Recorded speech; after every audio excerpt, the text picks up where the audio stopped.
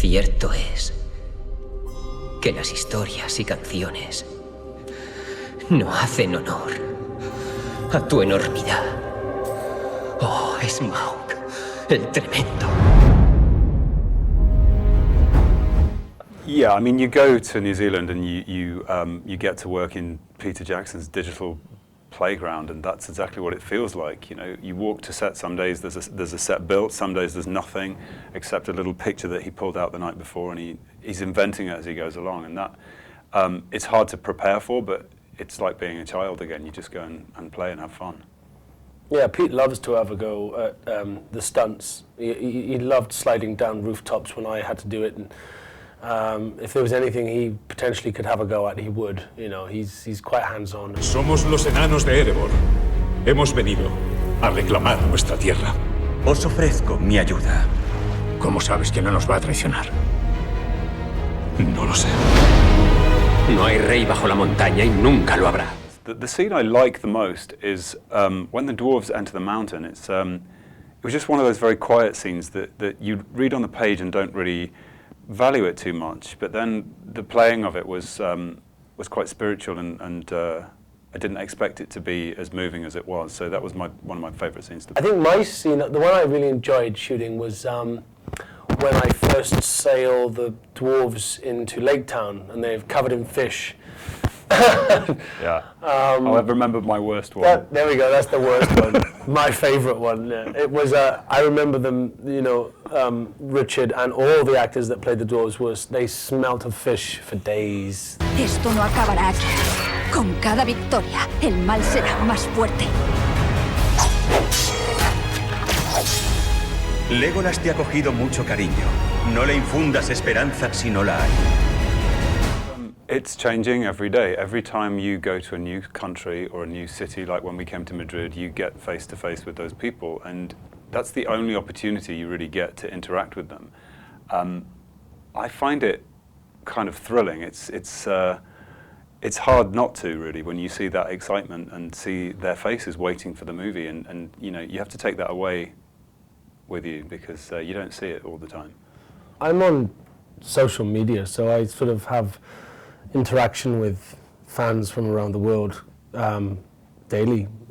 You hear what they said and what they think of the movie, and also they often put pictures up of you meeting them or someone and the effect that you had on them, and you feel I feel very connected to them.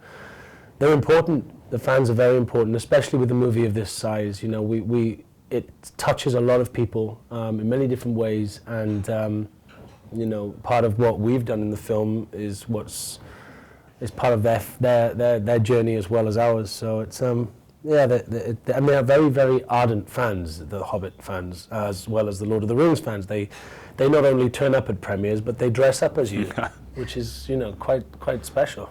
Qué ciegos hemos estado, ni siquiera hemos visto que el enemigo regresaba.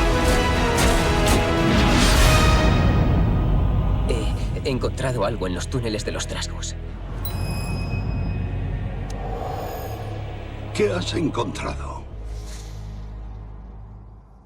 Mi valor. Bien, lo necesitarás.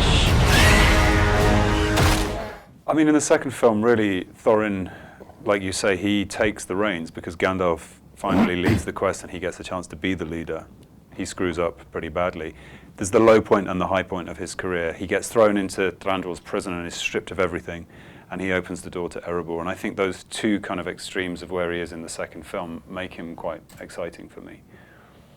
And you meet Bard for the first time in the second film, and he's quite a unique species in Middle-earth because Tolkien wrote very little human characters into The Hobbit. So yeah, he is a very lowly character. He cuts quite a tragic figure, really. He has very little going on in his life. He's a widow, he has 3 children, and he's a bargeman. He's not even Bard the Bowman, which is what he's, you know, renowned for by the end of the story. But yeah, he's there. He sees a way of making a bit of money by smuggling these dwarves in, and you know, as the story unfolds, you see that there's more to Bard than just this family man who you know, supports his family and protects. Yeah, he's an interesting character.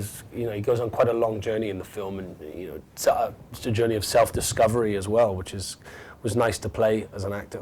Fuego de dragón y destrucción. ¿Es cuanto nos traerás?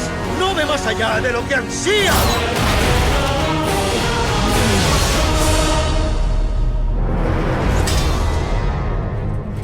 No pondré en peligro esta misión por la vida de un saqueador. Se llama Bilbo.